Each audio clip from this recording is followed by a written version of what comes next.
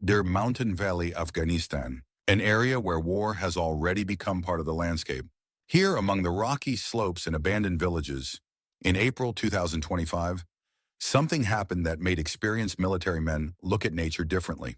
The Shaman 4 Reconnaissance Group, a unit of the International Coalition, was on a routine patrol. The commander, Captain Oliver Tracy, is a veteran of 2 campaigns in Iraq. He is accompanied by 4 soldiers, including Ukrainian sapper Bohdan Suki, an explosive ordnance disposal specialist. The task is to check the valley for mines and improvised explosive devices, IEDs, left over from the 2000s. At 8:47 a.m., the group reached a plateau that was supposed to be safe according to drone footage.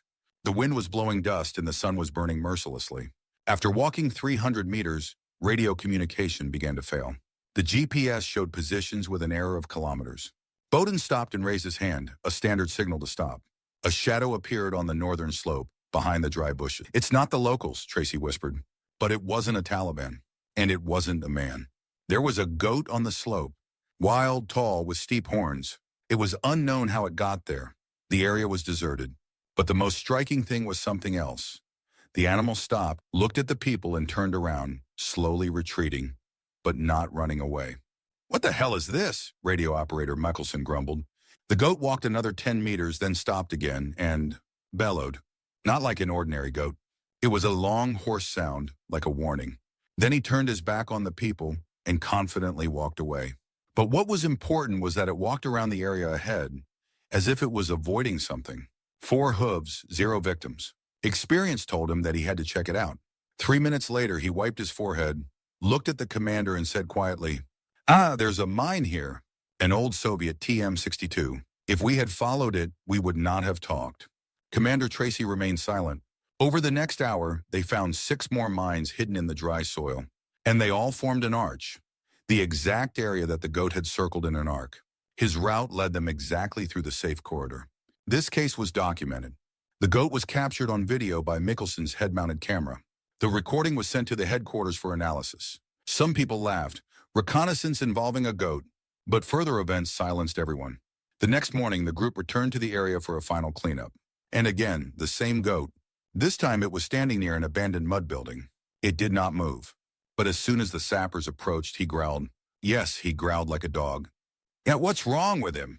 Bowden muttered. The goat retreated a few meters and started digging into the ground with its front hoof. Dust rose, revealing a metal lid, a homemade landmine hidden in an old oil container. The explosive was active. After defusing the device, the soldiers carefully checked the area and found a whole strip of mines carefully disguised in the walls and floor of the building. And again, the goat was standing on the other side and did not cross the line. "Does he really feel it?" asked Michelson. But Bodan answered seriously, He doesn't feel, he remembers. Or he was taught." The military began to follow the animal. It appeared every morning and always avoided certain areas. Even when the mines were no longer there, he still avoided them. Another question arose. How long has it been here? And why was he alone? A few days later, the headquarters intervened. A research biologist from Kandahar, Dr. Layla Aziz, was sent to the valley. She arrived with an ethologist, a German named Marcus Brandt. The first thing Layla said after the sighting, "This is no ordinary animal. It seems to be at least 10 years old. And it is trained. It acts according to a logic similar to the behavior of service dogs." Marcus, on the other hand, moved on. Perhaps he survived after his herd was blown up. And now his instinct is to avoid even the smell of metal or changes in the ground. Their assumptions seemed logical. But what happened on the 7th day destroyed all assumptions. At 6:12 a.m., Captain Tracy received a signal. The Orbit 2 drone, which was conducting aerial reconnaissance on the southern slope, had disappeared. Before it disappeared, the drone managed to transmit a short video fragment, footage of a mountain path along which the same goat was walking slowly. Behind him are the silhouettes of 3 men. 2 of them are armed. One is wearing a NATO uniform. That's our guy!" Tracy zoomed in on the image. "Well, that's Webster," Michelson exclaimed. "He was reported missing a month ago. He was a prisoner of war. Headquarters has confirmed that a possible group of militants is moving with a hostage.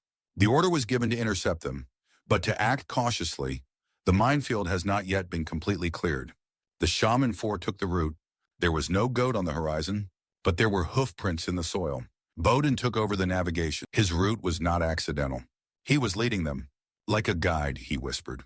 After 40 minutes of walking, the radio started to jam again. The GPS was gone.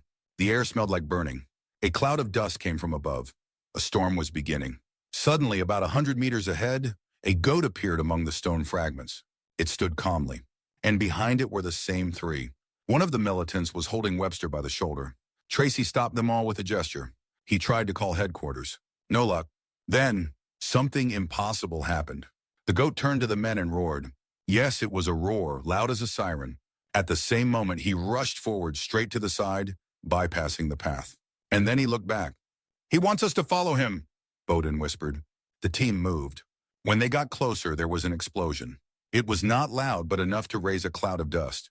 One of the militants had hit a mine, which they would not have seen without warning.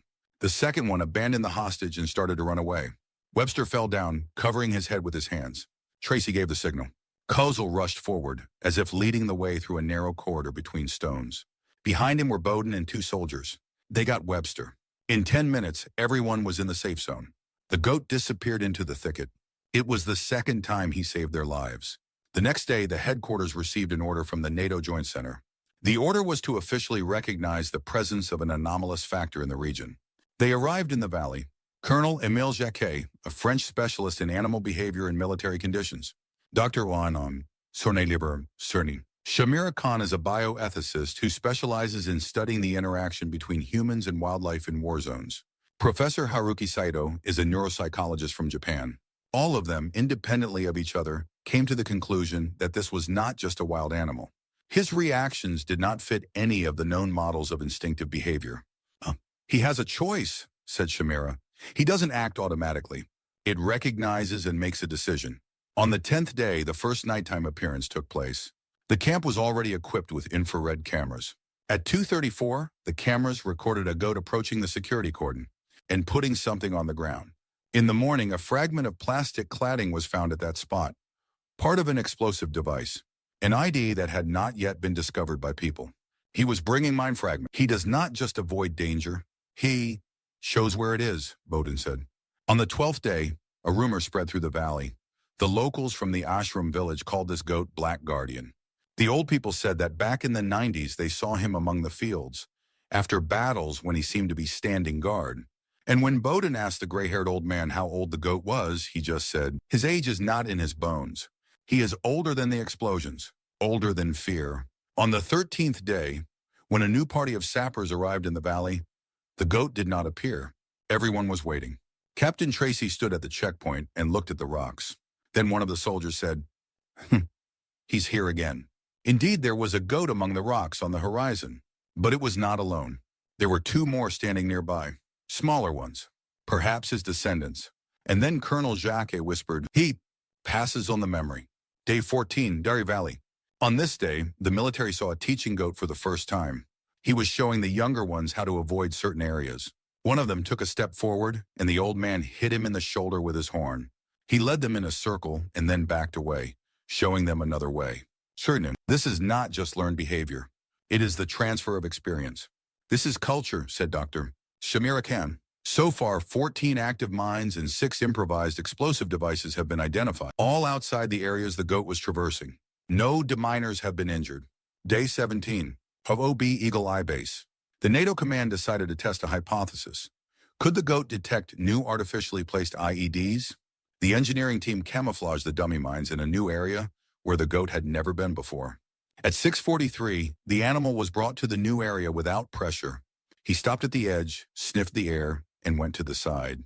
He walked around all the dummies in an arc. It feels the change in the soil structure. Or a sound. Vibration, Sato suggested. The same day after the experiment, the animal did not return. It was not seen for the next 2 days. The soldiers became nervous.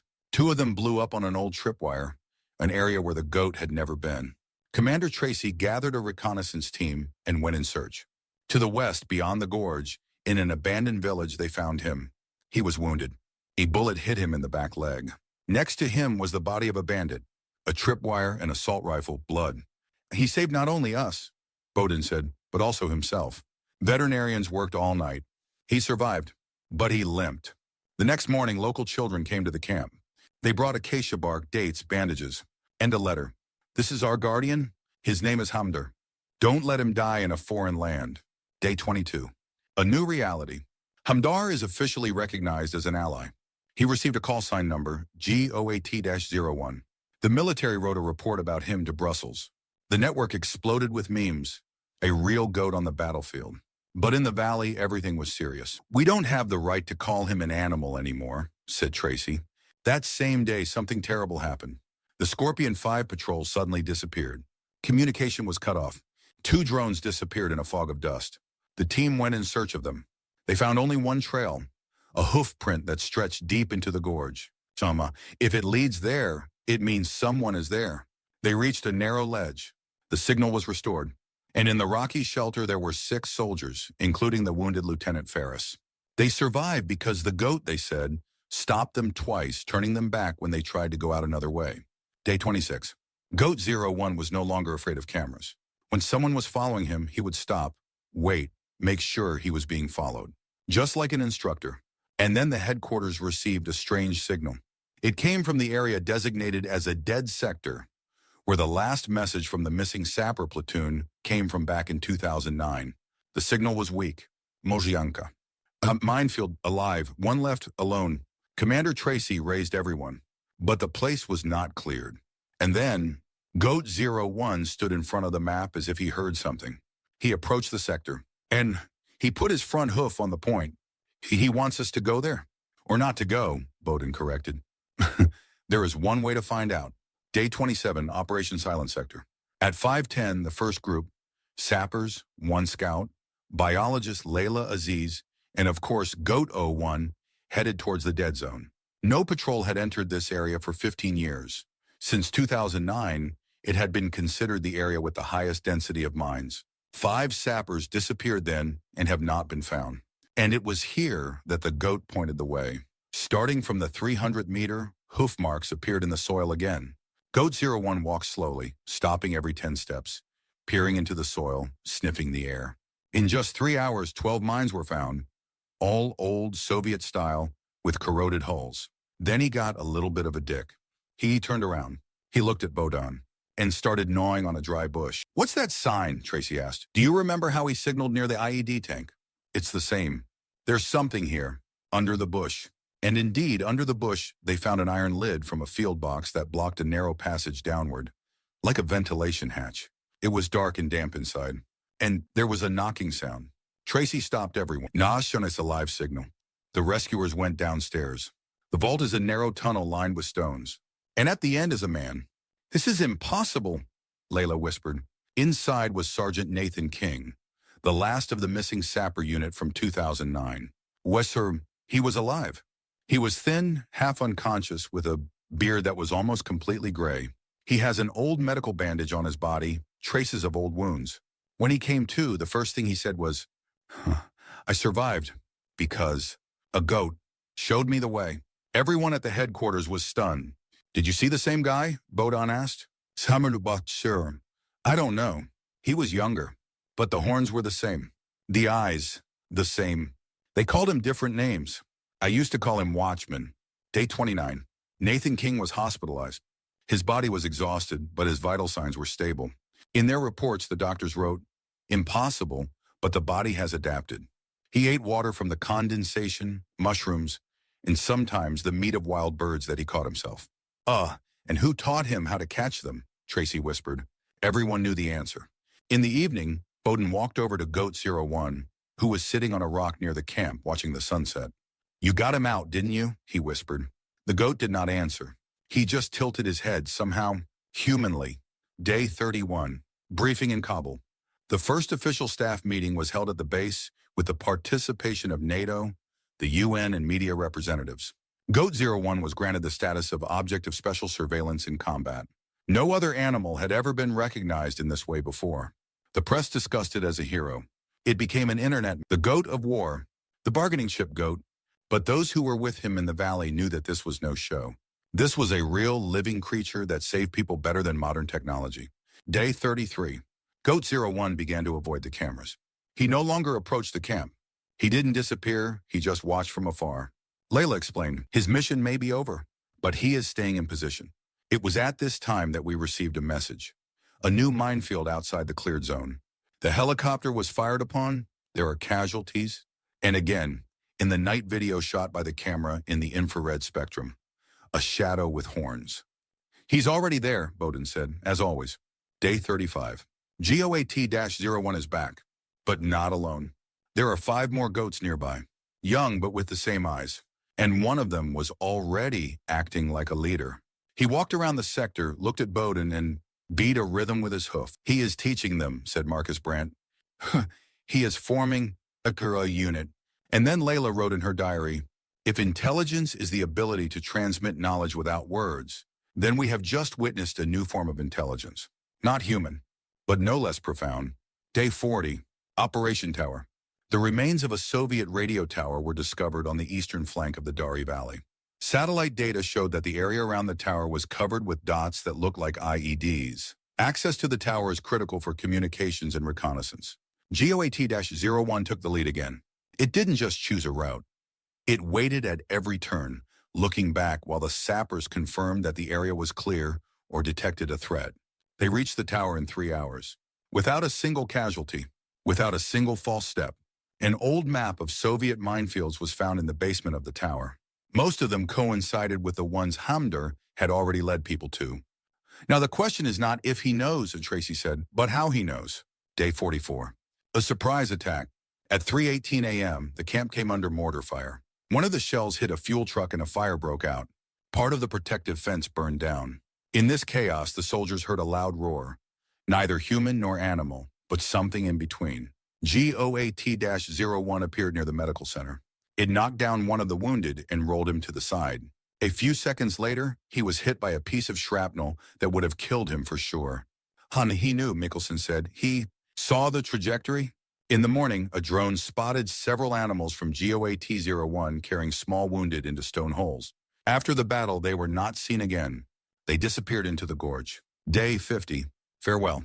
GOAT-01 appeared near the camp for the last time. He stood on the mountain against the backdrop of dawn. The whole group was with him. The young ones are already adults, strong. One of them had a white mark on his forehead, similar to a spiral symbol. Hamdar came down and approached Bowden. He touched the horns of his bulletproof vest. Then he touched Captain Tracy's. And then he lay down on the ground. Layla knelt down next to him. She listened. Shernapomon. He wasn't breathing. GOAT-01 died like a warrior. Not from his wounds. Not from starvation. Just his time had come. His body was buried near the old building where he first saved the group. The sappers made a sign with their own hands.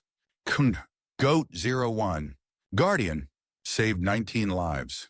A year later, the mission veterans returned to the Dari Valley, and they saw a new group of goats with the same twinkle in their eyes, the same caution in their step, patrolling the plateau. Among them was a young male with a white spiral on his forehead. He stepped forward, looked at Bowden, and hoofed 3 times. It was the same rhythm that meant danger. They remember, Layla whispered, and they are passing it on today. At NATO headquarters in Brussels, there is a special exhibit, a display case with mine fragments, fragments of old maps, videos from reconnaissance cameras, and a photo of a goat against a sunrise. Below it is an inscription. GOAT-01 is not a soldier, not a weapon, not a tool, but a memory. Precise, quiet, useless. We are only learning to understand it. The first ever natural mine reserve was established in the Dari Valley. Animals lead the sappers. People listen to animals. They work together. And among the locals, there is a belief. Hamdar will return when people forget to listen to the land again. And every year at dawn, an old shepherd from the village of Ashram brings some dates to the burial site and whispers, "Thank you, brother. We are still here. Because you were the first to hear us."